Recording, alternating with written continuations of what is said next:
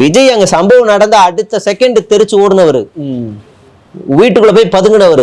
1-2 நாள் கழிச்சு அங்கிருந்து பாலவாக்கம் போய் வீடியோ போட்டு திரும்ப மறுபடியும் பட்டணப்பாக்கம் போயிட்டு வீடியோ போட்டு திரும்ப மறுபடியும் பாலவாக்கத்துல போய் மறுபடியும் படுத்தூங்கினவர். 30 நாள் படுத்தூங்கிட்டு அடிச்சாங்க குடிச்சாங்க இதெல்லாம் பண்ணா என்ன நியாயம்? அது ஆதாரம் கொடு. இஷ்டத்துக்கு அடிச்சு விடுறீங்க. 41 பிணங்கள் எங்களோட பிணங்களே கிடையாது, அதுல பாதி வெளியூர்ல இருந்து எடுத்துட்டு வந்தீங்க, ஊசி போட்டு கொண்டுட்டீங்கன்றீங்க. அப்புறம் கட்டையை எடுத்துட்டு வந்தாங்க, திறமையை எடுத்துட்டு வந்தாங்க, கத்தியால கிழிச்சாங்கன்றீங்க.